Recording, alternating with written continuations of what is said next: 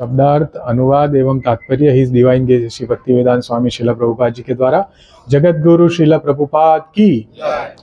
अपर्याप्तम अपरिमेय तथा वह अस्माकं हमारी बलम शक्ति भीष्म पितामह द्वारा अभिरक्षितम भली भांति संरक्षित पर्याप्तम सीमित तु लेकिन इदम यह सब एतेषाम पांडवों की बलम शक्ति भीम द्वारा अभिरक्षितम भली भांति सुरक्षित।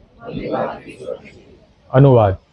हमारी शक्ति अपरिमेय है और हम सब पितामह द्वारा भली भांति संरक्षित है, जबकि पांडवों की शक्ति भीम द्वारा भली भांति संरक्षित होकर भी सीमित है।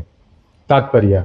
यहाँ पर दुर्योधन ने तुलनात्मक शक्ति का अनुमान प्रस्तुत किया है। वह सोचता है कि अत्यंत अनुभवी सेनानायक भीष्म पितामह के द्वारा विशेष रूप से संरक्षित होने के कारण उनकी शस्त्र सेनाओं की शक्ति अपरिमेय है।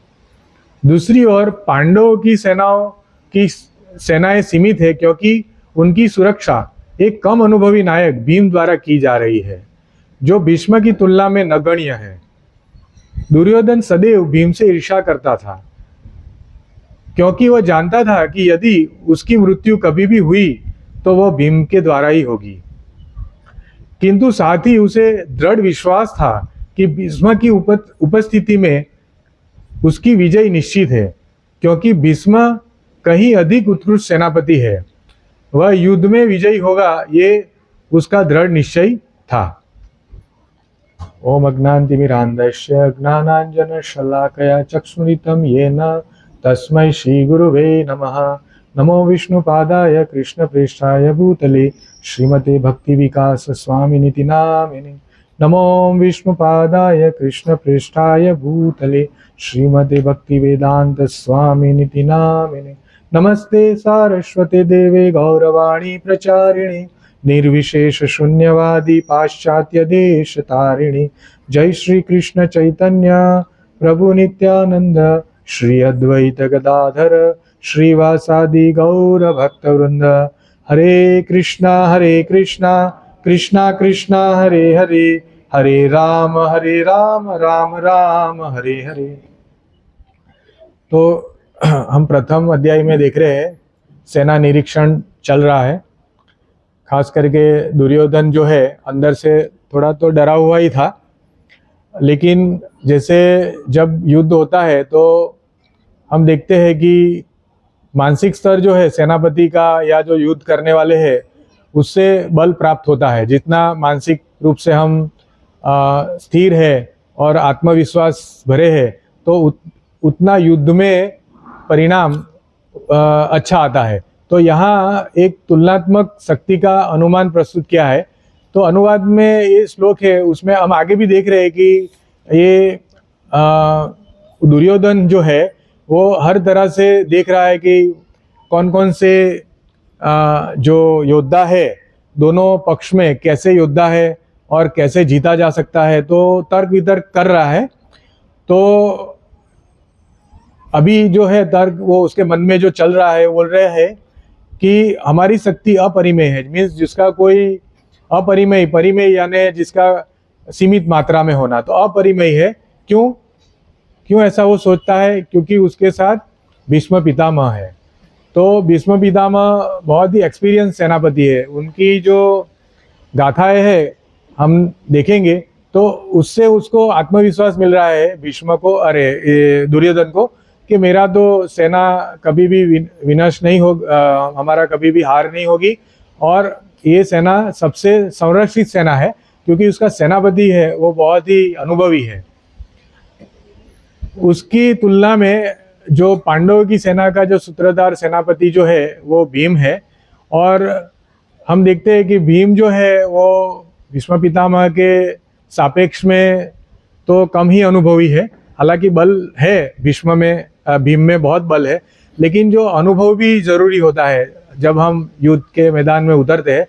तो इस तरह से तुलनात्मक जो विषय है हर एक सेना नायक के विषय में ये, और जो भी सेनापति है या जो युद्ध करने जाते हैं, तो उसके मन में ये पहले ख्याल आते हैं कि मैं कितना स्ट्रांग हूँ और मेरे सामने वाला जो है वो कितना मेरे स्ट्रांग है, क्या वीकनेस है क्या स्ट्रेंथ है, वो देख रहा है। तो यहाँ पे शिला प्रभुपाद जी भावार्थ में देख रहे हैं, भावार्थ में बोल रहे हैं कि दुर्योधन था वो द्वेषी था, और वो हर वक्त ऐसा सोचता था कि मुझे लाभ मिल जाए, राज्य में पूरा राज्य मुझे ही मिल जाए। वो जरा भी सहानुभूति नहीं रखता था अपने भाइयों के प्रति। उसको कितनी बार समझाया गया फिर भी वो माना नहीं था, और वो मन में ईर्ष्या के भाव से सभी पांडवों की ईर्ष्या करता था। विशेषतः ये भीम की ईर्ष्या बहुत करता था, क्योंकि उसको पता था कि इन भविष्य में अगर मैं किसी से परास्त होऊंगा या मेरा कोई मृत्यु का कारण बनेगा तो वो भीम ही है, उसको पता था ऐसा। इसलिए वो हर वक्त उसके विषय में सोचता रहता था। और यहाँ पे भी उसको यही लगा, क्योंकि जिससे हम ज़्यादा भयभीत होते हैं उसके बारे में हम ऐसा सोचते हैं कि इसका कभी भी ये मुझे कभी भी परास्त नहीं कर सकेगा, ऐसा मन में हम सोचते हैं। लेकिन हमारी इच्छा से नहीं होता है, जो भी है भगवान की इच्छा से होता है। तो यहाँ पे बहुत अच्छे उदाहरण से हम समझ पाते हैं कि पहले हम देखेंगे कि भीष्म को यहाँ पे जो प्रभुपाद जी ने भी बताया और श्लोक में बताया है कि भीष्म द्वारा रक्षित सेना, उसका क्या मतलब है। तो हम देखते हैं महाभारत की कथा में आता है कि जब काशी नरेश की पुत्री का स्वयंवर था तो विचित्र वीर्य के लिए उन्होंने अपहरण किया था तीनों बहनों का, अंबिका और अंबालिका का। और अपहरण करके वो लेके आ रहे थे तो सामने साल्व राजा आए, और अम्बा ने विनती की कि मैं तो साल्व राजा से प्रेम करती हूँ। तो तुरंत ही वो विनती सुन के भीष्म पितामह ने उनको छोड़ दिया। लेकिन साल्व राजा समझा ये तो अपमान है, क्योंकि किसी ने उनको छोड़ा और मैं उसको फिर अपनाऊंगा, ऐसा नहीं चलेगा, उनको अभिमान था। तो फिर साल्व राजा ने अम्बा का स्वीकार नहीं किया। तो फिर अम्बा भीष्म पितामह के साथ आई और फिर भीष्म पितामह से विनती की कि आप अभी मुझसे विवाह कर लीजिए। भीष्म पितामह, आप जैसे पता ही है कि उन्होंने प्रतिज्ञा ली थी ब्रह्मचर्य की, तो उन्होंने ना बोल दिया। तो अम्बा निराश हो गई और उसको बदला लेने की उसके मन में तीव्र इच्छा हुई। तो उन्होंने जो भीष्म पितामह के गुरु है परशुराम, उनके पास गई और उनको बोला कि इस तरह से हुआ है, मेरा अपमान हुआ है और आपके शिष्य है उन्होंने मेरा स्वीकार नहीं किया है, ऐसा सब बताया। तो उसके बाद परशुराम और भीष्म पितामह का युद्ध चलता है, 23 दिन युद्ध चला। और फिर भीष्म पितामह जो है आयुध से एक जो जिससे नींद आ जाती है, ऐसा आयुध, क्योंकि वो मारना नहीं चाहते थे। तो वो आयुध से उन्होंने प्रस्त्र, आयु का नाम है प्रस्त्र, तो जिससे नींद आ जाती है। तो वो आयु छोड़ने वाले थे और तभी जो वो सब वसु ने दिया था उनको, भीष्म पितामह को वसु जो होते हैं ना, उन्होंने दिया था। तो तभी सब देवलोक से सब देवी देवता आ जाते हैं, ऋषि मुनि उसको समझाते हैं, और ये युद्ध जैसे ड्रॉ मैच हो जाता है, ऐसे युद्ध कोई जीतता नहीं कोई हारता नहीं है। लेकिन 23 दिन चला था और परशुराम जो भगवान थे उनको भी ये झेलना डिफिकल्ट हो गया था। तो भीष्म पितामह जो है वो बहुत ही स्ट्रांग थे, युद्ध पारंगत थे युद्ध विद्या में। हम देखते हैं कि भगवान कृष्ण की प्रतिज्ञा के तोड़ने के भी कारणभूत बने थे, क्योंकि उन्होंने इतने बाण वर्षा की तो ऐसा लगा कि एक ही दिन में युद्ध खत्म हो जाएगा। तो भगवान ने जो प्रतिज्ञा तोड़ के जो हाथ में पहिया लेके वो आगे बढ़े। तो इस तरह से हम देखते हैं कि वो बहुत ही बलशाली थे। अंत में हम देखते हैं कि उन्होंने बाण सैया पे हम लोग को थोड़ा भी एक नुकीला पदार्थ चीज लग जाती है तो हमको बहुत ही असह्य दुख होता है, हम सह नहीं पाते हैं। लेकिन भीष्म पितामह ने बाण सैया पे वो बैठे और उन्होंने बाण सैया से भी बैठ के उपदेश दिया। तो कहने का भावार्थ है कि वो उनकी जो शक्ति थी वो असीमित थी और वो शक्ति के बल से दुर्योधन ऐसा सोच रहा था कि अभी हम जीत जाएंगे। ये पूरा उनको ऐसा था कि ये युद्ध हम जीत जाएंगे। हम देखते हैं कि दूसरा एक यहाँ पे है युद्ध जीतने का जो उनको लग रहा था दुर्योधन को, उसमें जैसे भगवान की 7 अक्षौहिणी सेना उनके पास थी। तो एक अक्षौहिणी का विवरण आता है भागवतम में, सबको किसी को पता भी होगा, लेकिन मैं क्योंकि सब नंबर है मीन्स याद रखना डिफिकल्ट है।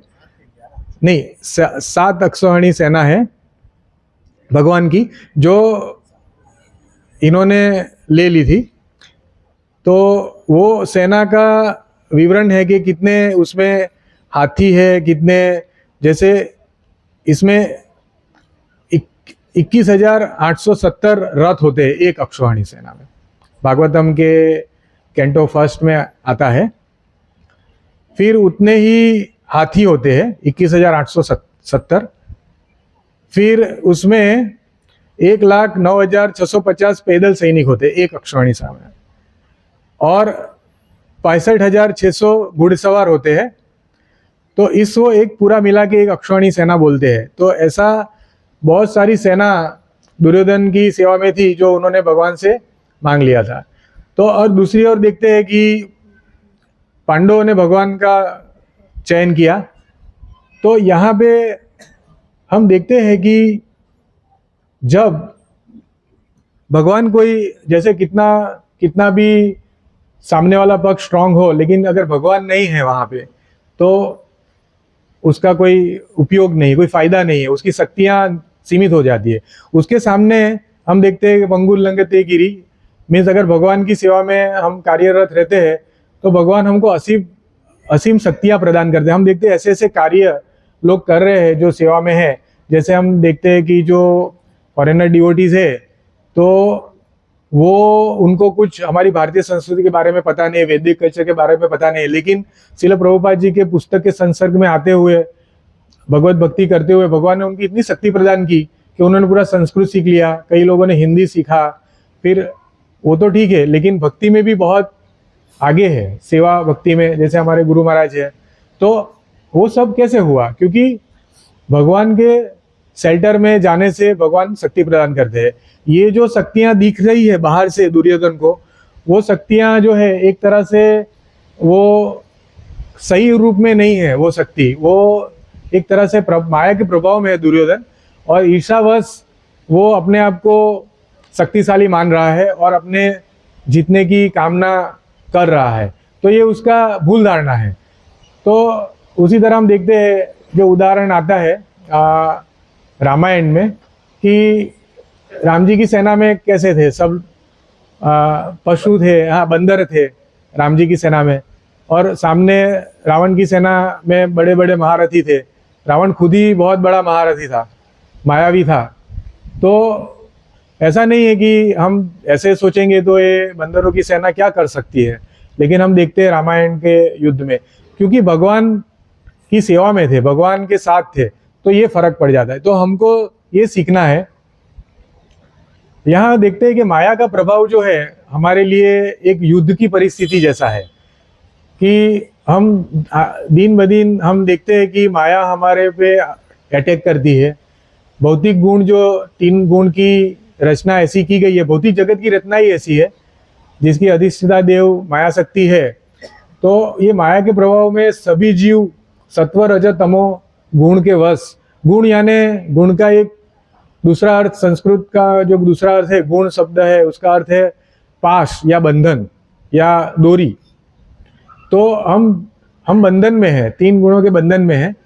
और प्रायः हम हर बार ऐसा सोचते हैं कि हम अपनी शक्ति से, जैसे दुर्योधन अभी सोच रहा है कि मेरी शक्ति से मैं विजयी हो जाऊंगा, वो तो उसी तरह हमको भी मिथ्या अहंकार होता है, क्योंकि हम भौतिक बंधन में इतने गाढ़ रूप से रहते हैं और हम अपने आप को शरीर मानते हैं और हम अपनी इंद्रिया को हम ऐसा मानते हैं कि हम इंद्रियों के कंट्रोलर हम खुद है और मैं जो चाहूंगा, जैसे नियंता, हम अपने आप को ईश्वर मानने लगते हैं।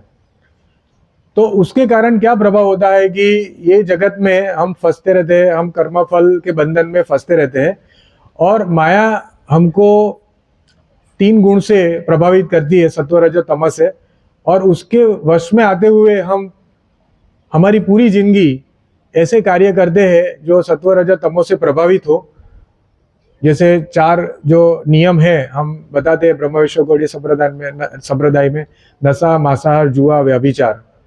तो ये 4 नियम है, उसका माया के प्रभाव से हम पूरे जिंदगी भर उसका पालन नहीं कर पाते हैं और उसके कारण हम कर्म फल जो है वो बांधते रहते हैं पूरी जिंदगी, जिसको भोगने के लिए हमको अलग अलग योनि में जाना पड़ता है। तो ये सही अर्थ में अगर हमको इससे मुक्ति पानी है, हमको इसके ऊपर विजय पानी है, तो हमको भगवान की शरण लेनी पड़ेगी। क्योंकि हम देखते हैं जिस तरह से पांडवों ने भगवान की शरण ली, हालांकि उनकी सेना बहुत कम थी, लेकिन भगवान उनके पक्ष में थे, भगवान ने शस्त्र भी नहीं उठाए थे, लेकिन भगवान उनके पक्ष में थे और वो पांडव शरणागत थे भगवान के, है ना। जैसे अर्जुन ने भगवान को गुरु की तरह स्थापित किया और पांडव हर बार भगवान के शरणागत रहे, भगवान से सलाह मशवरा करते हैं, भगवान से पूछते हैं।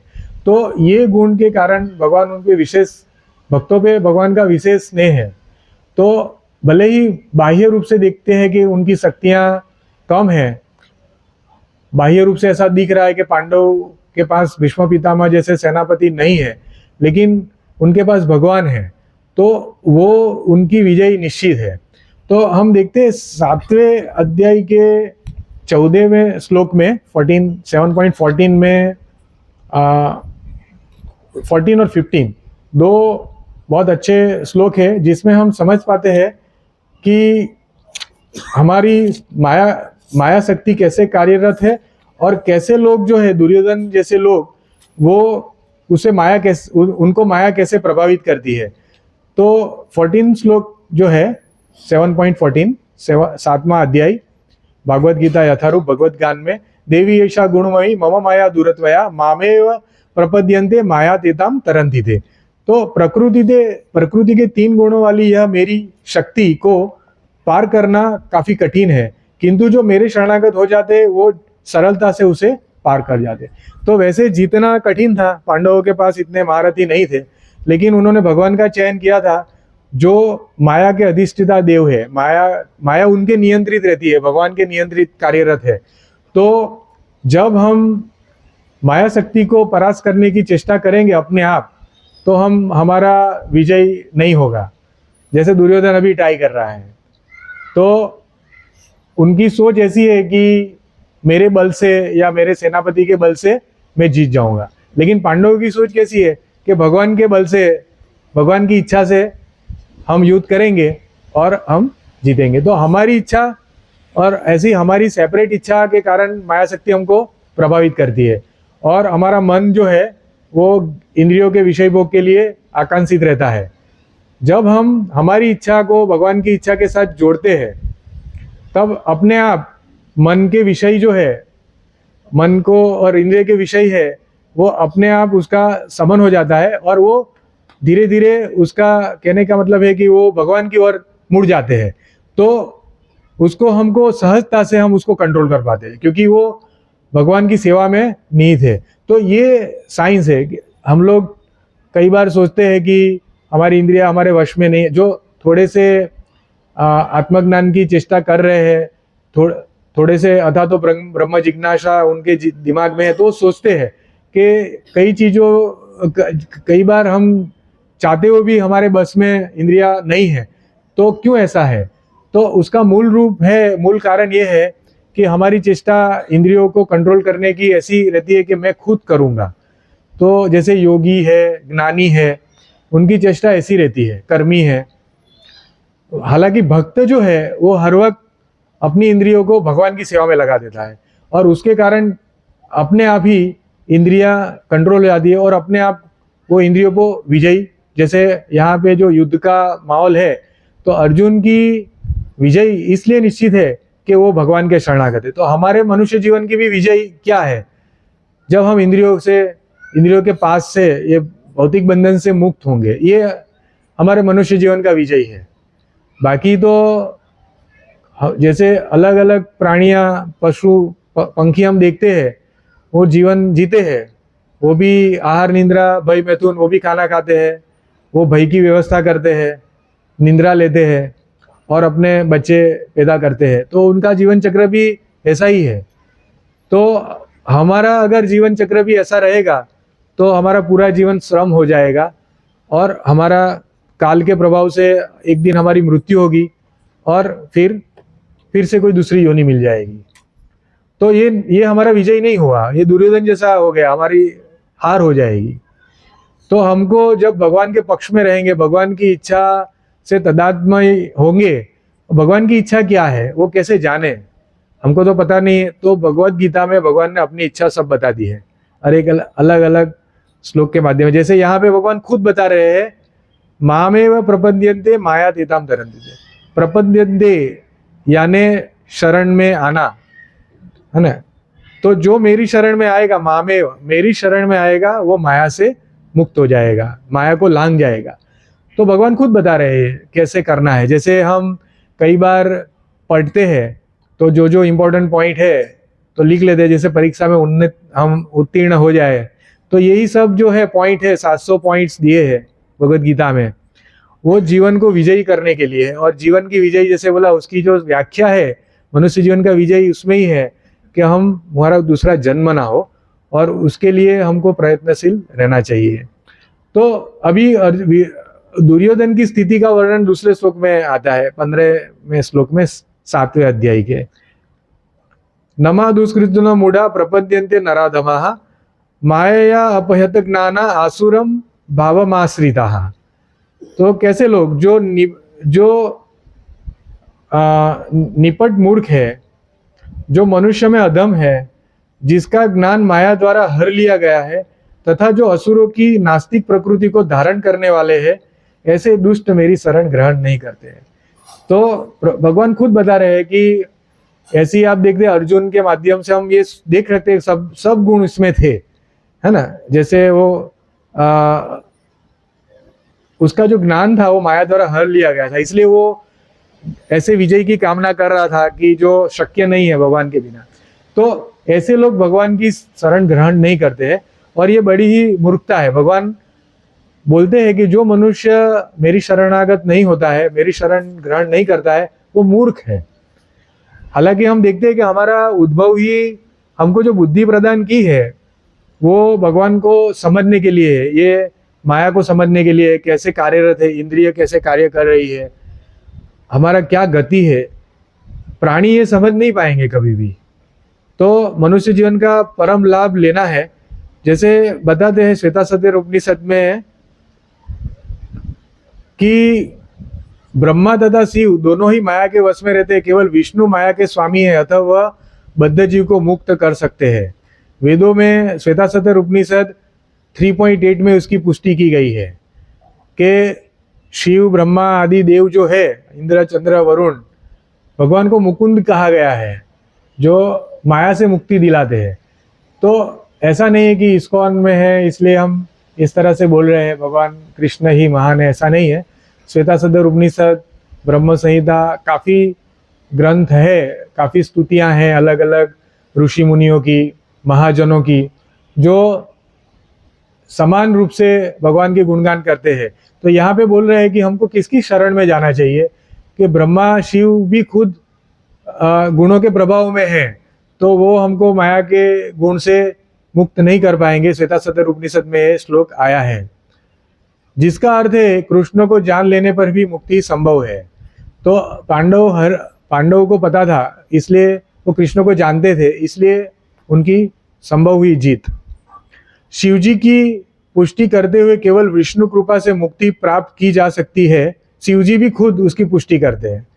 तो यहाँ पे कई बार होता है कि शिव संप्रदाय वैष्णव संप्रदाय के बीच में कई बार ऐसा वाद विवाद चलता है कि कौन महान है, लेकिन हम देखते हैं कि शिव जी खुद ये पुष्टि करते हैं, मुक्ति प्रदाताम सर्वेशाम विष्णुरेव न संशय। शिव जी ये बोलते हैं, अर्थात इसमें संदेह नहीं है, विष्णु ही सबों में मुक्तिदाता है। तो मुक्तिदाता सर्वेशा, सब में मुक्तिदाता कौन है? विष्णु रेव न संशय, कि विष्णु के अलावा कोई नहीं, उसमें संशय मत रखो, शिव जी खुद बोल रहे हैं। तो अभी पूरा जो निष्कर्ष ये है कि हमको हमारी बुद्धि चेतना को विकसित करना है। चेतना को विकसित करना यानी ऐसा नहीं कि अच्छी तरह से जीवन जीना, जैसे अच्छी गाड़ी में घूमना या अच्छी तरह से खाना, अच्छे से सोना या अच्छा घर, बहुत बड़ा महल जैसा घर रहना, ये जीवन की मीन्स इसमें कुछ पूर्णता नहीं है। पूर्णता ये है क्योंकि ये बुद्धि भगवान ने दी है, उसका हम दुरुपयोग कर रहे हैं, ऐसे देखने जाए तो इस तरह से जो भौतिक, उसका हम सब देखते भी है कि जैसे हमने कितना भी अर्जित किया है तो भगवान काल रूप में आके सभी चीजें हमसे ले लेंगे। तो ये हमको, ये पशु नहीं सोच सकेगा। हमको सोचना है कि चलो मैं इतना सारा कर रहा हूँ व्यवस्था, तो ये व्यवस्था मुझे कितना लाभ देगी, और उसके कारण जो मेरा समय, मेरा जितना जो भी जीवन जो चला जा रहा है, तो वो तो वापस नहीं आएगा।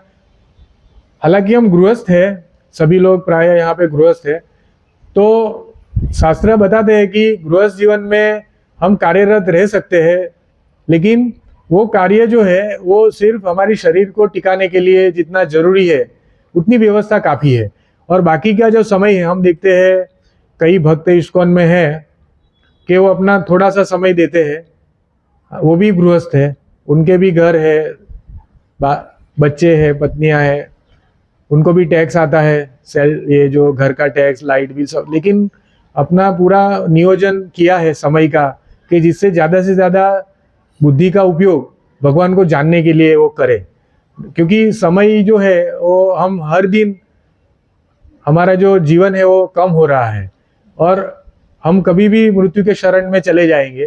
तो बुद्धिमान जीव ये सोचता है कि मेरी गति क्या होगी और शास्त्र क्या बता रहे हैं इस सब चीज़ों में। तो सब ज़्यादा से ज़्यादा समय हमको भगवान की स्मरण में हमारी चेतना होनी चाहिए और उससे हमको परम लाभ होगा। हमारी इंद्रिया जो है वो भगवान की सेवा में लगेगी। प्रभुपाद जी तो कई बार बता रहे कि हमको लॉस क्या है, हम डांसिंग फीस्टिंग करते हैं, अच्छे से अच्छा प्रसाद ग्रहण कर रहे हैं, अच्छे से अच्छे हम भगवान के सामने कीर्तन करते हैं, सुबह उठते हैं, और हम बौद्धिक लोगों के संसर्ग में कम आते हैं। उसका परम लाभ ये होता है कि हमारी चेतना दूषित नहीं होती है और हमारी जो अलग अलग व्यवस्था जो लोग करते हैं, भौतिक चेतना वाले लोग, उसमें हमारा समय नहीं जाता है। लोग कितनी योजना बनाते हैं, आप देखिए, मैं देख रहा हूँ कई लोग 3-4 घर, अभी चौथा घर होगा उनका, पहला घर, दूसरा घर उसको बेच दिया, तीसरा घर मीन्स खुद का घर, भाड़े का घर है तो बात ठीक है कि बदलना पड़ता है, लेकिन खुद के घर भी बेच देते हैं, इतनी व्यवस्था करते हैं, नौकरियां अलग अलग बदल देते हैं तुरंत ही। कहने का तात्पर्य कि थोड़ा लाभ हुआ तो इतना सारा हानि उठा के भी वो हमको ये बैड बार्गेन बोलते हैं प्रभुपाद जी कि एक सही व्यापार नहीं है। हम लोग, हमारा हीरे के रूप में जो जीवन मिला है, एक एक क्षण करोड़ों करोड़ों रुपये का हीरा है, और उसको हम कंकर के साथ व्यापार कर रहे हैं, कंकर ले रहे हैं। तो हमको थोड़ा रुक के 5 मिनट चिंतन करना चाहिए। ऐसा नहीं कि कोई शास्त्र गलत बोल रहे हैं। हालांकि आधुनिक जीवन जो है नास्तिकतावाद को प्रभावित कर, नास्तिकतावाद से भरा हुआ है, और हमारा जो वैदिक समय था उसमें हमारे मन में बीज रोपा जाता था कि कृष्ण कौन है, वैदिक कल्चर कैसा था, हमको कैसा खाना चाहिए, कैसा पहनना चाहिए। ऐसा पुराने समय में घर के जो, क्योंकि तब हमारा फैमिली जो था सब संयुक्त फैमिली था, तो एक दूसरे को ये सब बताते। शाम को मंदिरों में आरती में सब लोग जाते थे, है ना। हाँ, सेंटर में भी नहीं आ पाते हैं क्योंकि आधुनिक जीवन ऐसा है, यांत्रिक जीवन बन गया है। 8-9 बजे तक तो जॉब चलती है। तो कहने का तात्पर्य ये है कि इतनी विषम परिस्थिति में और हम माया से बहुत प्रभावित रहते दुर्योधन की तरह, तो हमारी जीत की कोई आशा नहीं है। हम इंद्रिय से परे नहीं हो पाएंगे, हमको बहुत गंभीर बनना पड़ेगा। और इसलिए श्रील प्रभुपाद जी ने एक बहुत कॉम्पैक्ट प्रोग्राम दिया है, छोटा सा, कि किसी को ज़्यादा ज्ञान नहीं है, ज़्यादा समय नहीं है, या ज़्यादा नीति नियमों के बारे में पता नहीं है, तो मात्र 4 नियम का पालन करना है। नशा नहीं करना है, चाय कॉफ़ी भी नहीं करना है नशा में, व्याभिचार नहीं करना है, पर स्त्री पर पुरुष संग, और नियंत्रित जातीय जीवन, वैवाहिक जीवन भी नियंत्रित होना चाहिए। नशा, व्याभिचार, जुआ, कोई भी समय कोई भी टाइप का जुआ नहीं करना चाहिए, है ना। तो और मांसाहार तो कभी मांसाहार, तो ये सब व्रज्य मीन्स जब तक ये हमारी वृत्ति इस सब में लगी रहेगी तब तक पाप कर्म चालू होगा, और कभी भी हम ऐसी चेष्टा नहीं कर पाएंगे अपने आप को जानने की, पुण्य। जैसे आज सुबह भागवत में यही श्लोक था कि हम जब तक पाप कर्म से हम, जैसे कर्दम मुनि देख पाए, जब भगवान की उन्होंने स्तुति की कर्दम मुनि ने, तो कर्दम मुनि भगवान को देख पाए, भगवान आए, स्व आए भगवान, उनको दर्शन दिया। और जब भगवान गए तो कर्दम मुनि ने उनको देखा, और उनका जो गरुड़ था उसमें से जो आवाज आ रही थी वो वेदों के ध्वनि समान आ रही थी। तो इतना सुंदर वर्णन आता है। तो कहने का तात्पर्य है कि जो बुद्धिशाली आत्मा है, बुद्धिशाली मनुष्य है, वो पाप कर्म से पहले मुक्ति के लिए प्रयत्न करता है, स्थूल रूप से करना है। फिर धीरे धीरे हमारा मन बुद्धि जो है वो धीरे धीरे चेंज होगा। तो ये प्रयत्न करना, जैसे जीवा में मांस नहीं खाना हो तो हम कर सकते हैं ना। हम इंद्रियों को, जैसे हम कहने का मतलब हमारे मन को इतना सरलता से नियंत्रित नहीं कर सकते, लेकिन हमको थोड़ा जबरदस्ती करना पड़ेगा स्थूल इंद्रियों पे शुरुआत में, और वो हम हर बार करते हैं। हम भौतिक कार्य में भी कुछ सीखना है तो हमको जैसे जबरदस्ती कॉलेज में स्कूल में सिखा दे सभी चीज़ों को, तो हम सीखते हैं। तो ऐसा थोड़ा सा प्रयत्न हम करेंगे तो भगवान हमको, ये यथा माम प्रपद्यन्ते, भगवान जितनी हम इच्छा करेंगे तो भगवान बोलते हैं कि उसी रूप में, उसी मात्रा में मैं भी सहायता करूँगा। तो ये भगवान का जो संवाद है उससे हमको एक एक पॉइंट में भगवान गाइड कर रहे हैं। भगवत गीता में बहुत अच्छे से गाइड करते हैं। भगवत गीता ऐसी कोई चीज़ नहीं है कि हम जीवन के अंत में पढ़ेंगे और कोई मृत्यु पर्यंत पढ़ते हैं, ऐसा नहीं है। भगवत गीता का पाठ बाद में करने से तो फायदा है ही, लेकिन जीवन में साथ में हम इतना तो कर ही सकते हैं कि भगवत गीता में भगवान ने जिस तरह से बोला ऐसा हमारा जीवन, हम प्रयत्नशील रहे कि भाई ये सब चीज़ें हम जीवन में उतारे। तो खास करके 3 गुणों के प्रभाव से मुक्त होना मनुष्य कर सकता है, प्राणी नहीं कर सकता है। तो ये हमारा मूल धर्म है कि हम 3 गुणों से मुक्त हुए और इंद्रिय की सेवा ना करें और भगवान के सेवक बने, है ना। तो हम भगवान के नित्य दास है, कृष्ण भगवान के नित्य दास है। हमारा स्वरूप अवस्था ये है, मूल अवस्था, बंधारणीय पोजीशन, जैसे वो हमारी अवस्था है हमारा, और हम उसको, हमारी अवस्था को बदल रहे हैं हम दूसरों की सेवा करके, तो हम कभी भी सुखी नहीं होंगे। और हम देखते हैं प्राय सभी लोग दुखी ही है, और दूसरे को हम मानते हैं कि सुखी है कोई, और हम उसका ऐसा चेष्टा करते हैं कि उसका जैसा मैं बनूं, उसके जैसा करूं। लेकिन जैसे महाप्रभु बोल रहे थे कि बड़ा बड़ा पैसे वाला एक था, वो गाड़ी मर्सिडीज वाहन लेके कहीं पे रो रहा था, महाप्रभु ने देखा अकेला। तो कोई दुखी मीन्स कोई सुखी नहीं हो सकता है, संसार दुखालय है। और बड़े बड़े जो अभी मोटिवेशनल स्पीकर है वो बोलते हैं ऐसा नहीं सोचना है, ऐसा हमको नहीं सोचना है कि दुखालयम है, हमको पॉजिटिव रहना है, ऐसा बताते हैं। लेकिन हम जो जुटला नहीं पाएंगे, जैसे अभी हम देखते हैं कि दुर्योधन ने सोचा, दुर्योधन मन में तो डर रहा है, लेकिन वो ऐसा ही मोटिवेशनल स्पीकर की तरह मोटिवेशन ले रहा है कि वहाँ पे तो दुर्योधन, वहाँ पे तो भीष्म पितामह है तो मुझे कुछ नहीं हुआ। तो ऐसा नहीं है, जो शास्त्र के नियम के अनुसार नहीं चलेगा, कोई भी मोटिवेशनल स्पीकर उसको हेल्प नहीं कर सकता है। तो सबसे बड़े मोटिवेशनल स्पीकर जो है वो भगवत गीता में भगवान श्री कृष्ण है, और उनकी ही बात हमको सुननी है। क्योंकि आप देखिए शिव जी का मत है, हमने देखा तो ये भी अभी चल रहा है। एक तो मैंने बताया कि आधुनिक जीवन शैली पर्याप्त नहीं है भगवत प्राप्ति के लिए, तो हमको वैसे भी बहुत प्रॉब्लम है।